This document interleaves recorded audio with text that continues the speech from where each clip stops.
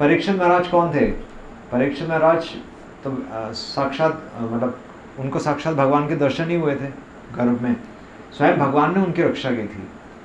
तो उत्तरा के गर्भ में जब अश्वत्थामा ने कौन सा ब्रह्मास्त्र छोड़ा था, तो स्वयं उनकी रक्षा भगवान ने की थी। तो भगवान के दर्शन तो उनको तभी हो गए थे। और तो स्वयं भक्त एक वैष्णव परिवार में ही वो जन्मे थे। और फिर भी एक्चुअली जब वो एक बार शिकार खेलने गए तो वहाँ पर शमीक ऋषि के आश्रम में तो उन्हें इतनी प्यास लगी कि जब वो आश्रम के अंदर गए तो वहाँ पर जो शमीक ऋषि बैठ के तपस्या कर रहे थे, और जब उन्होंने राजा की तरफ ध्यान नहीं दिया तो उसी प्यास के चलते वो राजा क्रोधित हो गए, परीक्षित महाराज, और उन्होंने शमीक ऋषि के गले में सांप डाल दिया। अब वही परीक्षित महाराज जिनसे जो प्यास है वो सहन नहीं हो पाई, तो वो परीक्षित महाराज कह रहे हैं सुखदेव गोस्वामी को, तो ये भागवत के दौरान ही कह रहे हैं, तो भागवत में तो वो कह रहे हैं कि ये श्लोक आ रहा है कि न ऐशा अति दुहसा, कि कह रहे हैं कि इस के बारे में बता रहे हैं, संसार में जो न ऐशा कि ऐशा मतलब यह अति दुहसा, अति मतलब बहुत कठिन है जिसको कंट्रोल में करना, अति दुहसा बहुत कठिन है, एक्सट्रीमली डिफिकल्ट, जिसको सहन करना बहुत मुश्किल है। क्या सहन करना मुश्किल है? शुद्ध भूख और प्यास। इस संसार में जिस भूख और प्यास को सहन कर पाना बहुत मुश्किल है। कोई सहन कर सकता है? हम एक दिन व्रत रख लेते हैं तो हमें लगता है कि हमने व्रत रख लिया, है ना, और जिस दिन पानी नहीं पीते उस दिन तो हमें लगता है कि हमने निर्जला ही कर लिया। हम सबको बताते हैं कि हमने निर्जला व्रत रखा है। पर वही वो कह रहे हैं कि ना ऐशा अति दुहसा, शुद्ध उसको सहन, जिसको सहन नहीं किया जा सकता, शुद्ध माम, तो कोई नहीं ये सुन लेगा। ना ऐशा अति दुहसा, इस संसार में चीज़ें मुश्किल हैं और सबसे मुश्किल चीज़ है भूख और प्यास। तो वो कह रहे हैं कि उस भूख और प्यास को माम त्यक्त उदम अपि, कि उस भूख और प्यास से भी त्यक्त मतलब उस भूख और प्यास को भी मैं छोड़ पाया। त्यक्त उदम अपि बाधते, जो कि हमें इस संसार में बांधती है, उस भूख और प्यास को मैं किस प्रकार छोड़ पाया? पिबतम, जब मैंने किस चीज़ का स्वादन किया? पिबतम मतलब पिया, मैंने क्या पिया? त्वत् मुख अम्बोज, कि आपके मुख से जब मैंने भगवान की कथा का श्रवण किया। च्युत यानी कि स्वयं भगवान कृष्ण की कथा के बारे कह रहे हैं। च्युत हरि कथा अमृतम, जब हरि कथा का अमृत कोई व्यक्ति चख लेता है तो और उसको चखने का तरीका भी बता रहे हैं। ऐसे ये नहीं कह रहे कि मैंने उसका आस्वादन कर लिया। वो कह रहे हैं कि जब आपके मुख से मैंने सुना, और किसके मुख से सुना? कौन वक्ता कौन है? सुखदेव गोस्वामी, जो कि जन्म से मुक्त थे, पर जन्म से मुक्त होने के बाद भी मुक्तनाम अपि सिद्धानाम, मुक्त जीव भी भगवान की कथा से आकर्षित हो जाता है। तो सुखदेव गोस्वामी जन्म से ही मुक्त थे, और बल्कि 18 साल माँ के गर्भ में वो बाहर ही नहीं आ रहे थे, पर बाहर निकल कर भी वो भागे कि कहीं माया मुझे पकड़ ना ले। पर वो भी भगवान के, जब उन्होंने भगवान के गुणगान में श्लोक सुना, तो वो उस हरि कथा से आकर्षित होकर भगवान के भक्त बन गए। मुक्त जीव भी भगवान का भक्त बन जाता है। और उनके मुख से जब परीक्षित महाराज भगवान की कथा सुन रहे हैं, तो वो कह रहे हैं कि ये जो भूख और प्यास जो कि हमें संसार में सताती है, वो भूख और प्यास भी मेरे को अब सता नहीं रही। तो भागवत कथा सुनने का रिजल्ट, परिणाम क्या होना चाहिए? हाँ, तो वैसे हम कहते हैं भूख और प्यास, पर भूख और प्यास क्या है? वैसे इस संसार में भूख और प्यास किसकी है? वैसे तो हम कहते हैं एक दृष्टि से खाने पीने क्या है, पर अल्टीमेटली हमें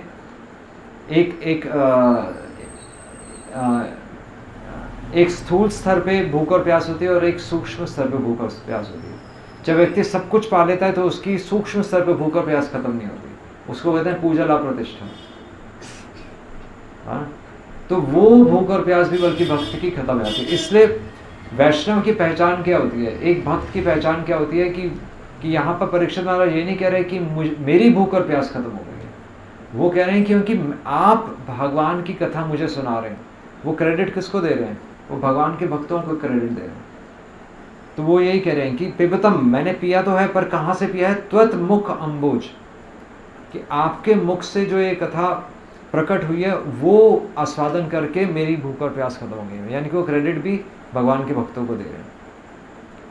तो इसलिए यहाँ पर वो कह रहे हैं कि वही परीक्षित महाराज जो कि अपनी प्यास को रोक नहीं पाए थे और उसी प्यास के वश में आकर उन्होंने शमिक ऋषि के गले में सांप डाल दिया था, अब वही भगवान की कथा सुनकर और बल्कि भगवान के भक्तों के मुख से सुनकर वो भूख और प्यास उनके सामने कुछ भी नहीं है। 7 दिन और 7 रात उन्होंने बिना खाए पिए भगवान की कथा केवल सुनी। तो ये भगवान की कथा का सुनने का परिणाम होना चाहिए। और ये परिणाम क्यों है? क्योंकि तो परीक्षित महाराज जी यहाँ पर बता रहे हैं क्योंकि वो ऐसा कब हो सकता है कि हमारी भूख और प्यास खत्म हो जाए? जब हमारी वास्तव में जो हमारी भूख और प्यास है वो मिटेगी। हमारी वास्तव में भूख और प्यास क्या है उससे पहले पता होना चाहिए कि हम कौन हैं।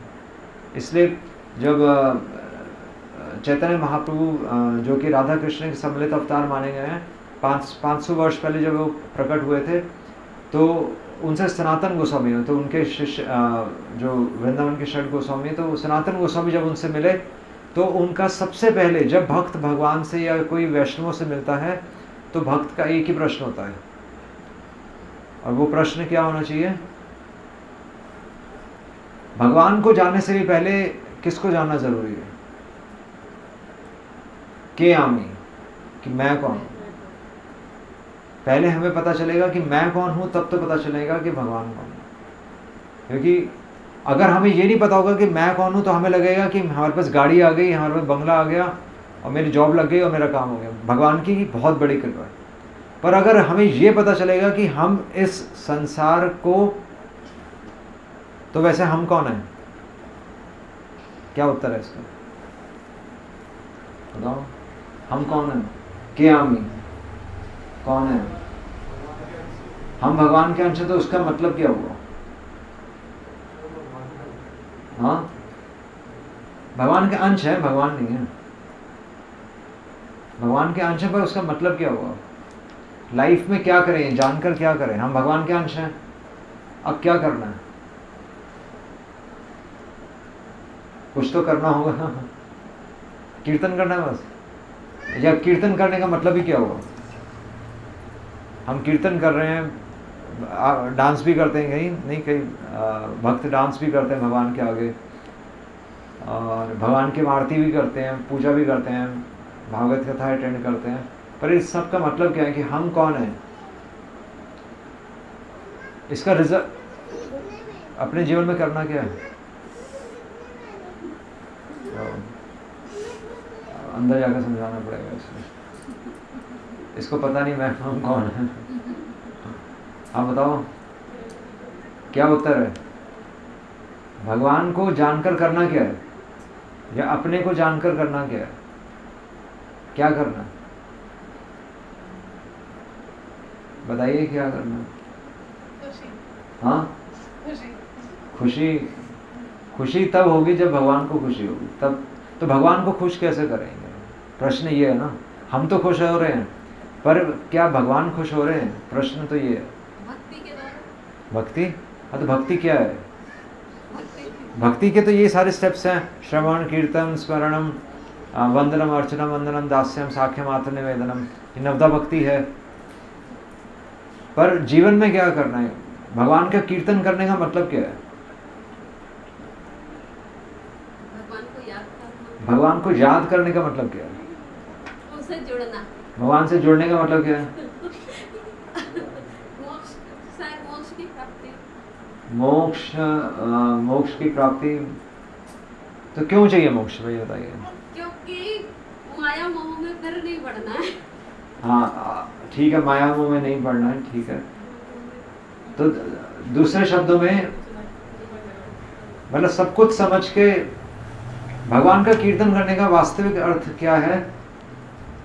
भगवान का कीर्तन करने का मतलब कि एक सिंपल शब्दों में अगर मैं बताऊं तो आप इसको सोचिएगा कि भगवान का कीर्तन करने का अर्थ है कि हम इस संसार के नहीं हैं, तभी आप भगवान के आगे कीर्तन कर सकते हैं। अगर भगवान के आगे कीर्तन करके हमारी लिस्ट आ गई तो फिर तो हम इस संसार में रहना चाहते हैं,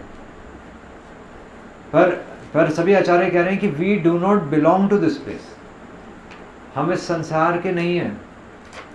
जब भगवान कह रहे हैं ममे वंश जीव लोके जीव भूत सनातना, भगवान भगवद गीता में कह रहे हैं कि तुम मेरे अंश हो। तो जब भगवान कह रहे हैं तुम मेरे अंश हो, तो भगवान हमें वापस क्लेम कर रहे हैं। और सारे शास्त्र में यही आ रहा है कि भगवान ये बता रहे हैं कि तुम भूल चुके हो कि तुम वहां से आए हो, और हम यहाँ पर एक सुंदर घर बना के खुश हैं। तो हम खुश हैं यहाँ घर बना के, पर भगवान एक्चुअली दुखी हैं क्योंकि हम भगवान से जुड़े हुए नहीं हैं। बैठ जाए, बैठ जाए।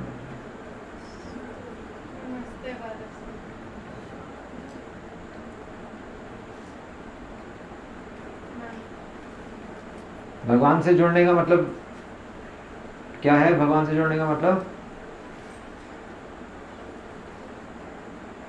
भगवान से जुड़ने का मतलब है कि क्या मतलब है भगवान से जुड़ने का?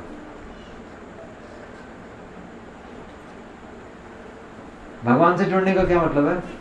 भगवान से जुड़ने का मतलब है कि आपको भगवान के लिए चिंता हो रही है। जो भगवान भगवत गीता में बता रहे हैं, तो वो भगवान किसके लिए बता रहे हैं? वो हमारे लिए बता रहे हैं। तो जो भगवान की इच्छा है वो भक्त पूरी करना चाहता है, ये भगवान से जुड़ने का मतलब है। और कीर्तन करने का वास्तव में यही मतलब है। कीर्तन करने का मतलब है कि हम भगवान के गुणगान से हम खुश होते हैं, इस संसार के गुणगान से हम खुश नहीं होते। तो इसलिए यहाँ पर, बल्कि यहाँ पर आचार्य लिख रहे हैं कि एक अभक्त के लिए आश्चर्य है। भक्त तो भगवान से जुड़कर, मतलब एक अभक्त अपना पूरा जीवन प्रयास करता है। बैठ जाए थोड़ी देर, तो कथा है उस पर भी सब, कोई कहीं पर भी बैठे, कोई प्रॉब्लम नहीं है, कथा चलने है ना। सब अपना जगह ढूंढ ही लेते हैं। संसार में हम कौन नहीं बैठे? माता जी चेयर नहीं मिली, जगह नहीं मिली। हाँ बस ठीक है, कोई बात नहीं। तो एक अभक्त के जीवन में आश्चर्य होता है। एक अभक्त के जीवन में आश्चर्य होता है कि एक भक्त संतुष्ट कैसे? एक भक्त का पूरा जीवन असंतुष्टि से बीतता है। वो पूरा जीवन पैसे कमाने का प्रयास करता रहता है। पूरा जीवन किसके लिए? पूजा लाभ प्रतिष्ठा के पीछे लगा रहता है कि मेरा प्रमोशन हो जाए, मेरी जॉब लग जाए, एक अच्छी गाड़ी आ जाए, एक बड़ा बंगला बन जाए। पर भक्त इन सब के बिना प्रसन्न रहता है, और ये एक अभक्त के जीवन में आश्चर्य है। और इसलिए यहाँ पर ये कह रहे हैं कि भूख और प्यास, इस संसार में एक भक्त की ही भूख और प्यास खत्म हो सकती है, एक अभक्त की कभी भी भूख और प्यास खत्म नहीं हो सकती। और वो भूख और प्यास कैसे खत्म होती है? जब हम भगवान से, क्योंकि हम कौन है? जब हमें इस पता चलता है कि हम भगवान के अंश हैं, तो तब हमें समझ में आता है कि हमारी भूख और प्यास क्या है। अगर हम इस संसार से रिलेट करेंगे तो आप सोचेंगे मेरी भूख और प्यास इन चीज़ों से बनी। पर अगर हमें ये समझ में आ जाएगा कि हम भगवान के अंश हैं, तो हमें समझ में आएगा कि आत्मा की भूख और प्यास होती है, शरीर की भूख और प्यास नहीं होती। हम प्रैक्टिस के, हम अभ्यास क्या करते हैं कि हमने खाना पीना छोड़ दिया, नहीं, कभी कम खा लिया, कभी ये कर लिया, पर आत्मा की भूख और प्यास, आत्मा की भूख और प्यास अगर हम उस पर ध्यान देंगे तो ये चीज़ें वैसी मायने नहीं रखेंगी। और इसीलिए शास्त्र में लिखा गया है कि मृत्यु क्यों आती है, हमारा जन्म और मृत्यु क्यों होती है, क्यों होती है, हमारा जन्म और मृत्यु क्यों है, हमें संसार में क्यों है,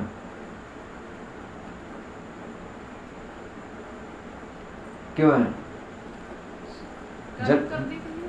हाँ, कर्म, हम कर्म कर ही क्यों रहे हैं, क्यों कर्म कर रहे हैं? बल्कि हम तो कर्म करके परेशान ही है ना। कोई किसी के चेहरे पे तो प्रसन्नता, आपको ऑफिस में कोई चेहरा हंसता हुआ नजर आता है आपको? सबके चेहरे पे 12 बजे होते हैं, नहीं? घर पे आकर आप खुश होते हैं, वो भी कर्म ही है।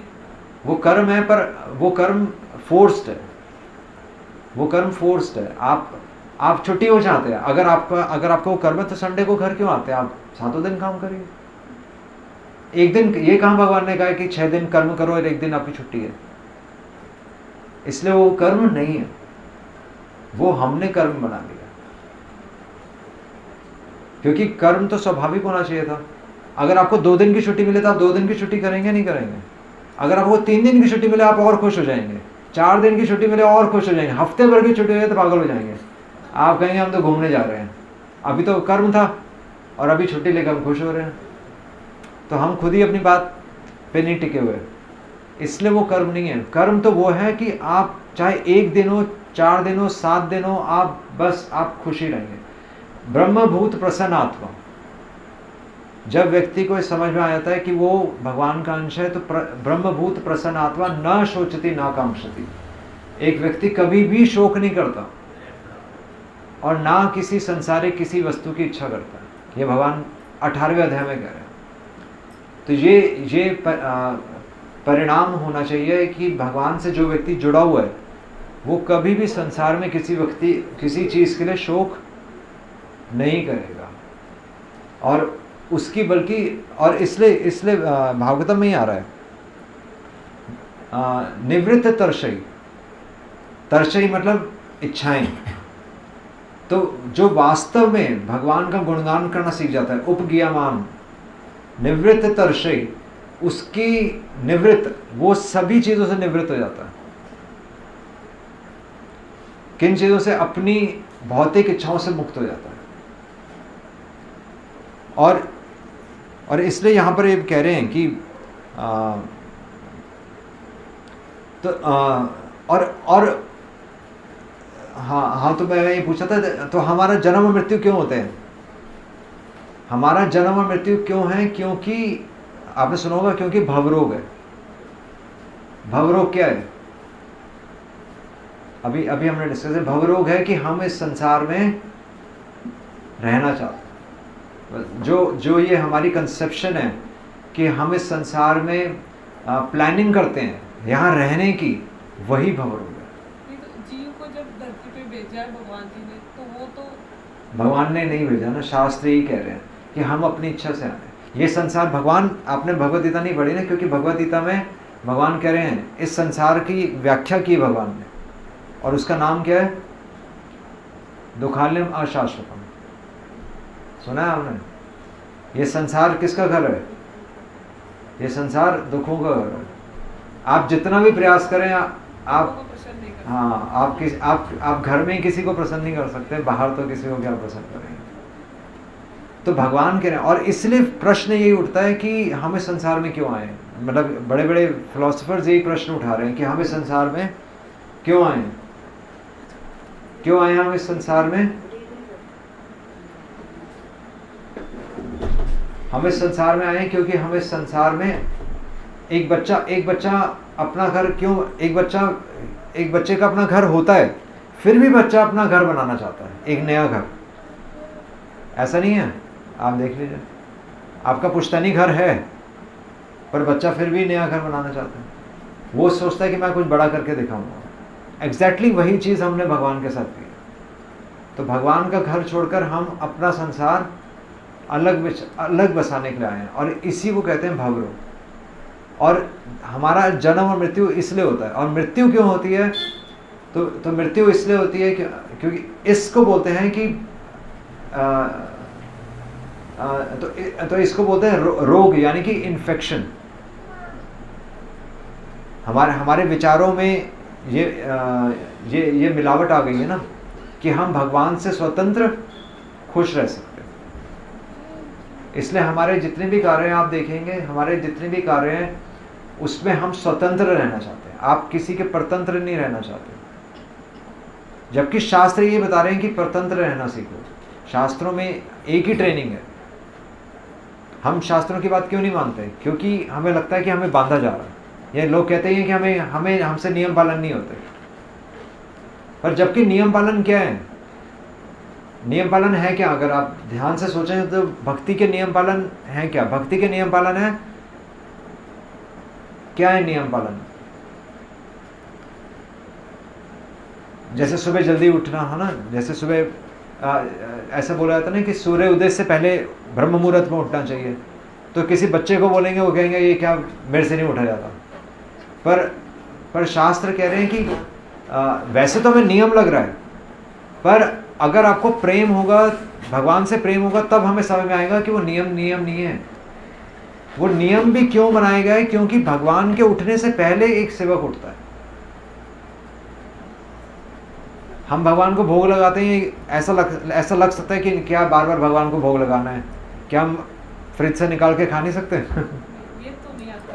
नहीं, आपको नहीं आ रहा, मतलब एक जनरल आजकल जो छोटे से छोटी चीज घर आती है तो पहले भगवान जी के, वो तो आपके संस्कार हैं, नहीं तो आजकल खत्म हो चुका है। बच्चों को हाँ, आजकल ये चीज़ें नहीं हैं। तो ये चीज़ें क्यों हैं? क्योंकि हम स्वतंत्र रहना चाहते हैं। पर भगवान को भोग क्यों लगाया जाता है? क्योंकि जिससे प्रेम होगा आप सबसे पहले उसको पूछेंगे, है ना? ऐसे ही है ना। अगर जिसको प्रेम होगा आप बिना उससे पूछा, बल्कि जो भगवान को पसंद नहीं होगा, कभी वो खाएंगे हम नहीं। पर लोग कहते हैं कि भाई तो लहसुन प्याज क्यों नहीं खाना? उसमें लोग मेडिकल रीजन देते हैं, देखो उससे हार्ट डिजीज़ नहीं होता, आजकल तो खाने के लिए बोला जाता है।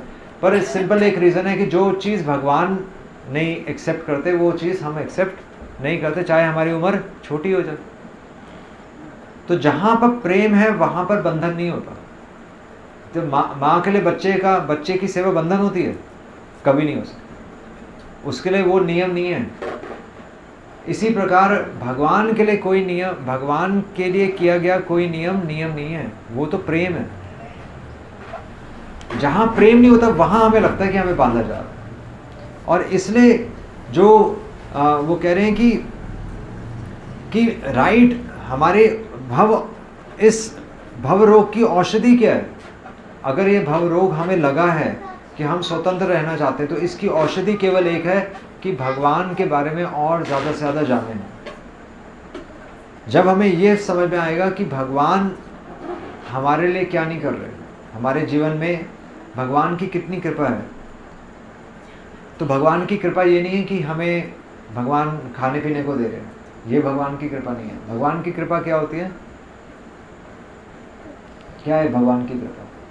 हमारे साथ तो जो भी होता है वो उसी की कृपा ही मानते हैं। हाँ, पर भगवान की वास्तविक कृपा क्या? आपको डिफरेंशिएट करना पड़ेगा ना।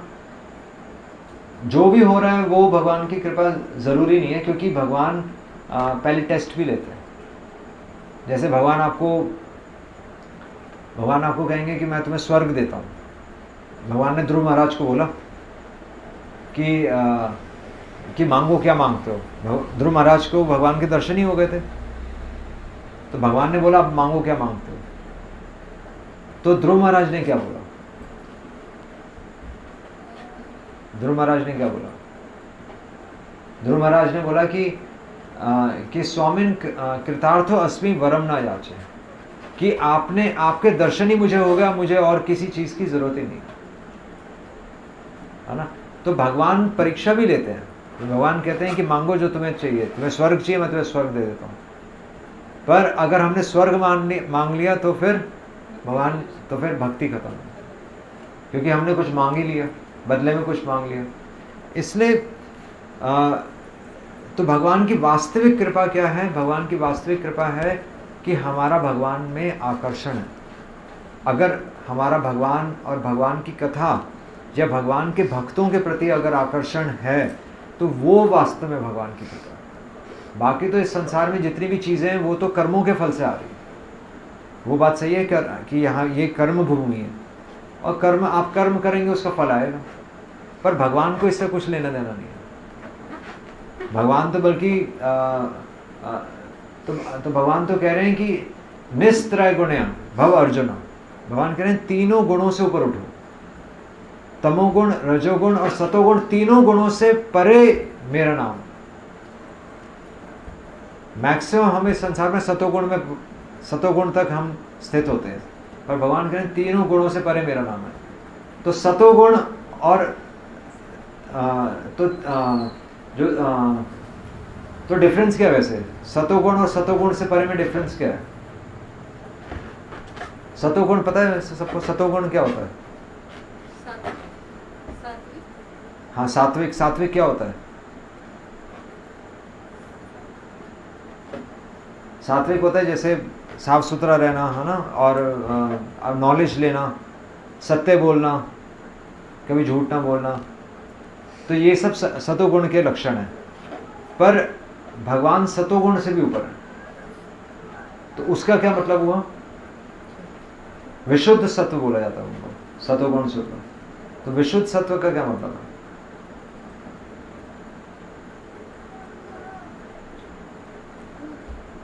विशुद्ध सत्व है कि भगवान के लिए बोला गया झूठ भी सत्य हो जाता है। वैसे तो युधिष्ठिर महाराज तो धर्मराज ही थे। तो युधिष्ठिर महाराज को जब भगवान ने बोला कि बोलो कि अश्वत्थामा मारा गया, तो युधिष्ठिर महाराज एक पल के लिए हिचक गए।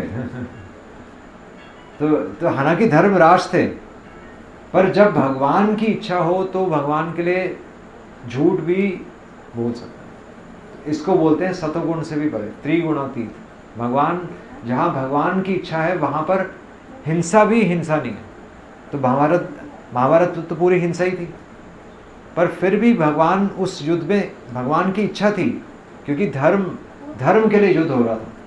तो इसलिए हिंसा परम धर्म नहीं है, मतलब अहिंसो परम धर्म कहते हैं ना, अहिंसो परम धर्म। पर वो अपने आप में कंप्लीट स्टेटमेंट नहीं है, क्योंकि जहाँ ज़रूरत है वहाँ पर हिंसा भी करनी होती है। तो ये करेक्ट अंडरस्टैंडिंग है। और इसलिए कह रहे हैं कि जहाँ पर जब हमें ये समझ में आ जाएगा कि हम भगवान के अंश हैं, तब भगवान की इच्छा पूरी करना हमारे जीवन का लक्ष्य बन जाएगा। इस संसार में रहना केवल सफिशिएंट नहीं है। इस संसार में घर बनाना, जॉब करना या बच्चों का लालन पोषण करना अपने आप में जीवन का लक्ष्य नहीं है। वो तो एक जानवर भी कर रहा है। मनुष्य भगवान की इच्छा समझ सकता है, और मनुष्य भगवान की इच्छा समझकर भगवान के लिए कार्य करता है। तो ये डिफरेंस है। और इसलिए यहाँ पर ये कह रहे हैं कि इन शब्दों से बल्कि अपने जीवन से भगवान का गुणगान इसी प्रकार होता है कि एक भक्त अपने जीवन से भगवान का गुणगान करता है। वो केवल कीर्तन नहीं करता। कीर्तन तो आप थोड़े समय के लिए करेंगे, सब इकट्ठे यहाँ पर हुए हैं, फिर 1 घंटे बाद सब घर पे ही होंगे। पर अपने जीवन से भगवान का गुणगान करना वास्तव में भगवान का गुणगान, वास्तव में भगवान का कीर्तन। और अपने जीवन से भगवान का गुणगान करने का क्या मतलब है?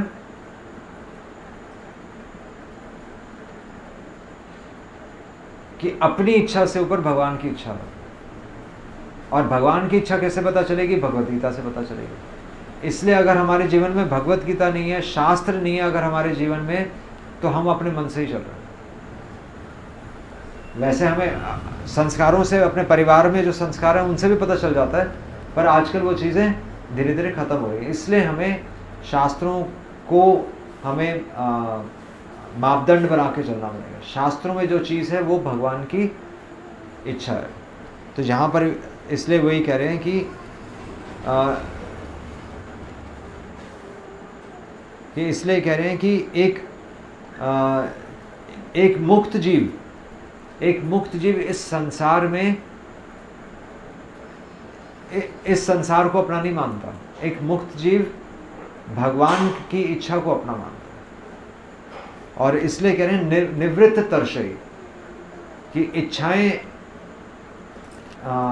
इच्छाएं इस संसार की इच्छाएं नहीं होती। इच्छाएं किसकी इच्छाएं होती? इच्छाएं भगवान की इच्छा होती है।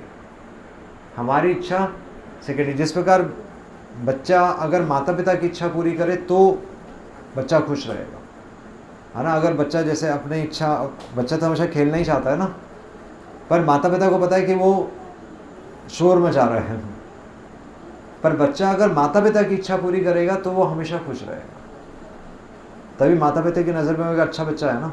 इसी प्रकार हम इस संसार में आए हैं भगवान की इच्छा पूरी करने के लिए।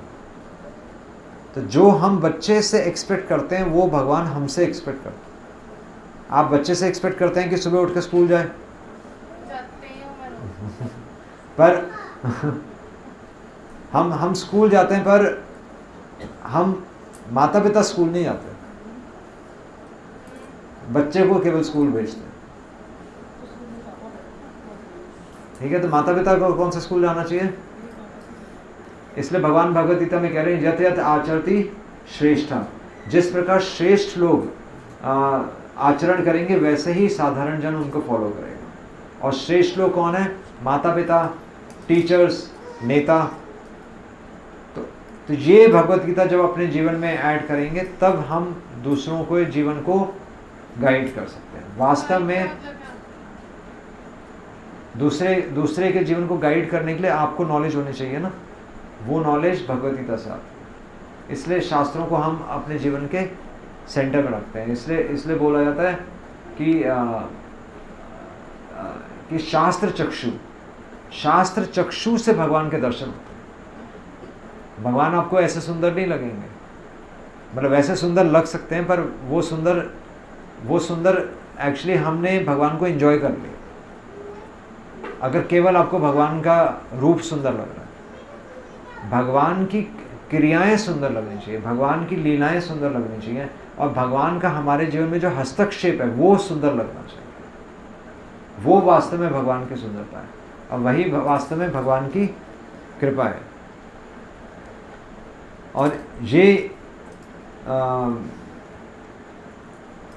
वास्तव में कृष्ण कथा है। कृष्ण कथा वास्तव में यही है कि भगवान हमारे जीवन को,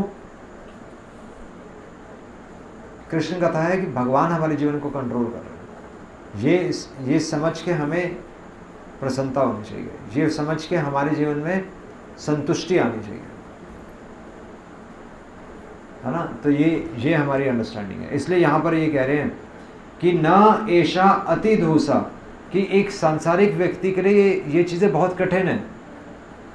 एक सांसारिक व्यक्ति को ऐसा बहुत मुश्किल लगेगा कि ये चीज़ें मुश्किल हैं, पर जिसको भगवान से प्रेम हो जाएगा वो वास्तव में भगवान की इच्छा पूरी करना चाहेगा, और उसके लिए भूख और प्यास, कोई भूख प्यास नहीं है ना। इसलिए सुखदेव गोस्वामी और परीक्षित महाराज दोनों ने तो 7 दिन और 7 रात कुछ नहीं खाया पिया, और बल्कि परीक्षित महाराज तो अपने मृत्यु से भी नहीं डर रहे। उनको पता है कि भगवान की इच्छा है, और उनको ये भी पता है कि उनके जीवन से भागवत प्रकट होने वाली है। उन्होंने जो प्रश्न पूछे तो वो यही कह रहे हैं कि आप विस्तार से मेरे को बताइए, मेरे को कोई जल्दी नहीं है। और सुखदेव गोस्वामी तो यही कह रहे हैं कि आप विस्तार से बताइए कि भगवान ने ऐसा क्यों किया, कि भगवान का जन्म हुआ, भगवान ने मनुष्य रूप में क्यों जन्म लिया, भगवान ने अपने मामा कंस को क्यों मारा। आप मेरे को विस्तार से बताइए, क्योंकि जीवन का उद्देश्य ही यही है कि ये जानना कि भगवान ये लीलाएं क्यों कर रहे हैं, और हमारे जीवन का और कोई उद्देश्य नहीं है। बिल्डिंग्स बनाना और ये फैक्ट्रीज चलाना ये मनुष्य जीवन का उद्देश्य नहीं है, क्योंकि 50 साल पहले तो कोई फैक्ट्री नहीं थी, पहले सब खेतों में काम करते थे। इनके मामा सब तो ऐधर्म पे थे, उनका विनाश क्या थे? ऐधर्म पर ही थे वो तो, उनके जो कंस मामा थे हाँ, वो तो अधर्म, हाँ, तो ऐधर्म को खत्म करने के लिए भगवान ने सारी लीलाएं करी। हाँ। तो प्रश्न ये है कि उस टाइम में भी अधर्म था जब भगवान थे, तो आज तो उससे कई गुना बढ़ गया। हाँ, तो इसलिए भगवान खुद ही कह रहे हैं कि ऐसा कभी समय नहीं हुआ। तो हिरण्यकशिपु तो सतयुग में भी था, तो धर्म हमेशा रहेगा, अधर्म हमेशा रहेगा।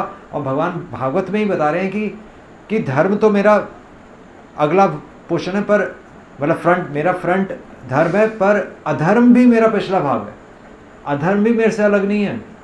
भगवान के होते हुए भी अधर्म था और आज भी है। तो इसीलिए भगवान बताते हैं, क्योंकि भगवान हमें दिखाना चाहते हैं कि देखो तुम अधर्म की तरफ जाओगे। भगवान ऑप्शंस दे रहे हैं। भगवान को तो पता है कि ये सृष्टि की रचना मैंने ही की है, ऐसा नहीं है। भगवान खुद ही बता रहे हैं कि देखो तुम ही इस आप देखिए तो मार्केट में फूल की दुकान भी होगी और शराब की दुकान भी होगी। तो शराब की दुकान जाने के लिए कौन कहता है? हम खुद ही तो जाएंगे। या आप मूवी थिएटर जाएंगे, नहीं जाएंगे? आप भगवान की कथा भी एक जगह हो रही होगी और दूसरी जगह फिल्म लगी होगी। आप खुद ही कहेंगे बहुत हो गया बस भगवान की कथा, एक दिन आज चलो फिल्म देख कर आते हैं। हम खुद ही ऑप्ट करते हैं। तो भगवान कह रहे हैं कि तुम खुद ही ऑप्ट कर रहे हो, और यही मैं तुम्हें दिखा रहा हूं कि तुम्हारी इच्छा थी इसलिए अधर्म। इसलिए भगवान फंसते नहीं है। भगवान कहते हैं, इसलिए इसको बोलते हैं स्वतंत्र इच्छा। भगवान कभी भी हमें फोर्स नहीं करते। आप देखिए, उपदृष्टा अनुमंता च, फोर्स नहीं करते। वो आप पूजा करने लग जाओ ना तो एक एनर्जी क्रिएट हो जाती है अंदर। आप उस टाइम पर आप अगर उस पूजा से अलग भी हो रहे हो ना, तो भी मन उधर खींचेगा कि चलो पूजा का टाइम हो गया, हमें पूजा करनी है। नहीं वो तो ठीक है, पर धीरे धीरे हम खुद ही गलत ऑप्शन ऑप्ट करते हैं। भगवान यही दिखा रहे हैं, हम खुद ही अधर्म की तरफ जाते हैं। तो भगवान ने ऑप्शंस दिए हमें। भगवान स्वतंत्र, हमारी स्वतंत्र इच्छा है। एक माता पिता के दो बच्चे होते हैं, एक अच्छा बच्चा होता है और एक बच्चा जो बात नहीं मानता। पर हैं तो दोनों माता पिता के बच्चे। सबकी करनी है। हाँ, सबकी करनी अलग अलग क्यों है? क्योंकि हमारी स्वतंत्र इच्छा है। यही तो पॉइंट है। इसलिए सृष्टि की रचना हुई है। भगवान यहाँ पर दिखा रहे हैं। और इसलिए जो आप कह रहे हैं कि भगवान की तरफ आकर्षण होता है, वो फिर धीरे धीरे मुक्त होते रहते हैं। और फिर उनकी मृत्यु नहीं होती। जो अपने आप को शुद्ध बनाते रहते हैं, जो अपने आप को भगवान का नाम सुनकर, भगवान की कथा सुनकर जो अपने आप को शुद्ध बनाते रहते हैं, आत्मशुद्धेत, उस प्रोसेस से फिर वो मृत्यु को पार कर जाते हैं। इसलिए संत तुकाराम के बारे में आपने सुना होगा ना, वो सशरीर भगवान के धाम गए। वो उन्होंने अपने आप को इतना प्योर बना लिया कि शरीर के साथ ही भगवान के धाम चले। और भगवान ने ये सृष्टि की रचना इसलिए की है ताकि हम अपने आप को शुद्ध करें। ये भागवत में आ रहा है, तपो दिव्यम पुत्र का। तपस्या करो। मनुष्य का जन्म लिखा है, तो ऋषभ देव कह रहे हैं तपो दिव्यम, कि तपस्या करो। पर किसके लिए तपस्या करो? दिव्यम, आत्मा के लिए तपस्या करो। शरीर के लिए तपस्या मत करो, आत्मा को शुद्ध करने के लिए तपस्या करो। हम किसको शुद्ध करने के लिए तपस्या करते हैं? हम सोचते हैं हमने खाना पीना छोड़ दिया, वो तपस्या हो गई। पर तपस्या है आत्मा को शुद्ध करने के लिए। जाएगा तो आत्मा पे, अगर हम कुछ भगवान के लिए करेंगे, व्रत करो चाहे कुछ भी करो। ऐसे हम एक दिन या 1 घंटा भूखा नहीं रह सकते। हाँ। इसके नाम का कुछ भी करो, जैसे निर्जला व्रत हाँ। आता है, उस दिन पानी पूरे दिन प्यास नहीं लगती।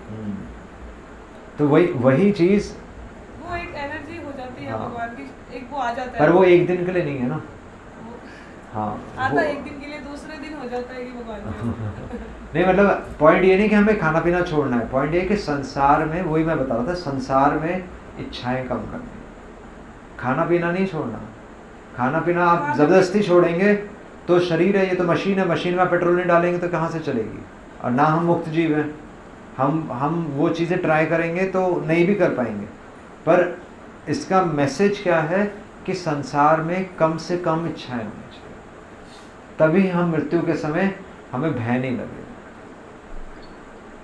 है ना। मृत्यु के समय भय तो लगता है ना। मृत्यु के समय भय क्यों लगता है? क्योंकि इस संसार से हमारा कुछ छूट रहा है। पर अगर आपको ये पता हो कि मुझे अमेरिका जाना है कल, तो फिर आपको भय नहीं लगेगा। आप एक्साइटेड होंगे कि मुझे अमेरिका जाना नहीं। तो जब हमें ये विश्वास हो जाएगा कि हमारे इस जन्म के बाद हम भगवान के धाम जा रहे हैं, तो फिर आपको मृत्यु का भय नहीं होगा। और ना हमें कोई तृष्णा होगी, ना शोचती ना कांक्षती, कि कोई किसी चीज़ के लिए आप शोक नहीं करेंगे और किसी व्यर्थ चीज़ के लिए हम इच्छा नहीं करेंगे। ब्रह्मभूत प्रसन्नात्मा। इच्छा भले नहीं होती पर शौक तो आ जाता है। नहीं होना चाहिए ना, यही टेस्ट है, ये टेस्ट है, ये लिटमस टेस्ट है। भगवान बोल ही इसलिए रहे हैं क्योंकि ये टेस्ट है। शोक क्यों आ रहा है, यही तो सोचना है, यही तो प्रश्न है। क्यों आ रहा है जब हम है ही नहीं इस संसार में। आप बताइए, आप किसी होटल में जाते हैं, होटल में किसी बच्चे ने दीवार पे आप लिख दिया पेंसिल से, आपको शौक होगा? आपको पता मैंने जाना है। आप ट्रेन के कंपार्टमेंट में बैठे हैं, वहाँ पर कुछ गिर गया, आपको शौक होता है? आपको पता है ट्रेन का कंपार्टमेंट है, स्टेशन आने वाला, मैं उतरना। किस बात का शौक है? वो तो शौक आता ही तब है जब हम अपने आप को इस संसार से रिलेट करते हैं। वो तो रिलेशन से जुड़े हैं तो obviously वो टेम्परेरी रिलेशन है। कौन आपका कितने समय साथ दे पाएगा, आप ये बताइए। बच्चे कितनी देर तक साथ होते हैं, आप ये बताइए। बच्चे जैसे ही बड़ा होगा सबसे पहले आपको छोड़ के जाएगा। जब तक उससे जुड़े जुड़ा कोई नहीं है, सब अपने से जुड़े हुए हैं, कोई किसी से नहीं जुड़ा हुआ। ये तो सब आपका ही एक्सपीरियंस होगा, आप सब यहाँ पर पूरा सबने जीवन जिया है, कोई किसी का नहीं हुआ। कोई इस संसार में एक ही प्रिंसिपल काम करता है कि हाँ, you scratch my back, I scratch your back. आप किसी को नहीं पूछेंगे, कोई व्यक्ति आपको नहीं पूछेगा। इसलिए सब बनाने का कोई शुरू से ही भगवान जी ये बनाया इसलिए है क्योंकि अगर ये संबंध नहीं होते तो आप वो संबंध कभी नहीं पहचान पाएंगे। आप जिस तरह बच्चे से अटैच है ना, उसी से तो आप समझ रहे हैं कि भगवान की सेवा क्या होती है। इस संसार में हम संबंधों से ही तो अटैच्ड हैं। तो जितना आसक्ति हमारी इस परिवार में, जितनी आसक्ति हमारी हमारे अपने परिवार के जनों से है, वही आसक्ति भगवान कह रहे हैं कि वो आसक्ति मेरे में क्यों नहीं है। भगवान का प्रश्न तो ये है। आप फाइट करते रहेंगे कि भगवान ने ये क्यों बनाया, और नहीं ये इम्पोर्टेंट है, ये इम्पोर्टेंट है, मैं तो इस संसार में हम सबसे प्यार करते हैं। भगवान कहते हैं मुझसे प्यार क्यों नहीं करते, ये बताओ। भगवान जब कह ही रहे ममे वंश जीव लोके जीव भूत सनातन, हम कहते हैं नहीं भगवान आप दूर से ही ठीक लगते हैं मैं ज़्यादा पास नहीं आ सकते। अब शास्त्र ही कह रहे हैं, मतलब मैं नहीं कह रहा, ये तो शास्त्र ही कह रहे हैं। भगवान हमें क्लेम करने के लिए इस संसार में, भगवान बल्कि इस संसार में आकर लीलाएं क्यों करते हैं, ताकि हमें आकर्षित करके हमें इस संसार से वापस लेकर जाए। क्योंकि भगवान कह रहे हैं यम यम वापिस स्मरण भावम त्यजते अंते कलेवरम, कि मृत्यु के समय आपका आकर्षण जहाँ पर होगा अगला जन्म वहीं पर। अब आप मृत्यु के समय किसका स्मरण कर रहे होंगे? भगवान का तो नहीं आएगा। भगवान का नहीं, क्योंकि अभी तो हम वकालत किसी और की कर रहे हैं ना। भगवान का स्मरण कैसा है? उम्र ढलने के बाद तो फिर वही है। ये क्यों उम्र ढलने के बाद? अभी भी है लेकिन नहीं, अब ये बात कहाँ से उम्र ढलने के बाद? उम्र ढलने के बाद तो आप एक फूल को भी उम्र ढलने के बाद भगवान को अर्पित नहीं करते, फिर आप अपने आप को कैसे अर्पित कर देंगे? मेरे को ये बताइए। आप ये बताइए, आप ये मुरझाए हुए फूल बनाते हैं किसी को, तो आप कह रहे हैं कि उम्र ढलने के बाद हम भगवान का स्मरण करेंगे। स्मरण अभी भी करें लेकिन बाद में सिर्फ यही रह जाता है। उम्र ढलने के बाद कुछ नहीं कर पाएंगे आप झुक भी नहीं पाएंगे, आप झुक भी नहीं पाएंगे। किसी की तरफ वो रहता नहीं कि अभी बच्चों का टेंशन रहता है, वो रहता है, वो एक माँ का फर्ज है। बच्चों का टेंशन नहीं होना चाहिए, क्योंकि अल्टीमेटली सब अपने कर्मों के फल से ही आए, सबके अकाउंट है। आपको लग रहा है कि भगवान खुद ही कह रहे हैं कर्ता क्या है, कर्ता हम इति मन्यते, क्या श्लोक है? अहंकार विमूढ़ आत्मा। भगवान कह रहे हैं अहंकार विमूढ़ आत्मा। एक मूर्ख व्यक्ति सोचता है अहंकार से कर्ता हम इति मन्यते, कि मैं करने वाला। आप बताइए, हमें लग रहा है कि हम परिवार चला रहे हैं, और परिवार में सबसे इंपॉर्टेंट पर्सन अगर चला जाए तो कौन चलाएगा? फिर भी परिवार चलता है, कौन चला रहा है? तो हमें लग रहा है कि हम परिवार चला रहे हैं, पर भगवान चला रहे हैं। भगवान का नाम क्या है? ईश्वर। और ईश्वर मतलब कौन है? कंट्रोलर। ईश्वर मतलब क्या हुआ? कंट्रोलर। तो भगवान का नाम ही ईश्वर है। हम ईश्वर नहीं हैं, हम छोटे ईश्वर हैं। मतलब हो सकता है आप इस घर के ईश्वर हों, पर उसमें भी अकाउंट पहले से चल रहा होता है। उसको बोलते हैं कर्मों का जो लेखा जोखा है वो पहले से ही चल रहा होता है। तो जैसे आप बच्चे को बीमारी आने से रोक सकते हैं, पर आप बच्चे के लिए सब कुछ करते हैं, पर बच्चा बीमार होने से नहीं रोक सकते। कहाँ से बीमार पड़ गया? वो कर्मों का फल है ना। तो ये शास्त्र बता रहे हैं कि आप जब एक बच्चे को ही बीमार होने से नहीं रोक सकते, जिसके लिए आप पूरा जीवन ही जी रहे हैं, तो फिर आप बाकी चीज़ें कैसे कंट्रोल में कर लेंगे? इसलिए भगवान पर आश्रित होना ही एक मार्ग बताया गया। हाँ ठीक है, जितना ज़रूरी हो उतना हम काम करते हैं। ये मैसेज नहीं है कि हम काम नहीं करते, काम हम ज़रूर करते हैं, पर विश्वास भगवान में होना चाहिए। मतलब वो उतना ठीक है, क्योंकि आप एग्ज़ाम ज़रूर दे सकते हैं, पर फल क्या है वो हमारे पर निर्भर नहीं है। कि हो सकता है हम पास हो जाएं, हो सकता है हम फेल हो जाएं, और फेल भी हो जाएं तो उसमें भी भगवान का मैसेज होता है, पास हो जाएं तो उसमें भी भगवान का मैसेज होता है ना। तो इसलिए भगवान परफेक्ट मैनेजर है। भगवान हमारे जीवन में कभी भी कुछ ऐसा नहीं करते जिसके पीछे कोई मैसेज ना हो। और एक मनुष्य का कर्तव्य केवल इतना है, तत्व अनुकंपा सुसमीक्षण, कि भगवान की कृपा समझकर उसको सहन करते जाए। जो भी हमारे जीवन में हो रहा है, भगवान की कृपा समझकर उसको सहन करते जाए और अपने जीवन से भगवान का गुणगान करते जाए। बस ये भक्त का कर्तव्य है। जहाँ हम कुछ क्रिएट करेंगे वहाँ कर्मों का फल आ जाएगा। आप कुछ भी सृष्टि करेंगे तो उसका फल आएगा।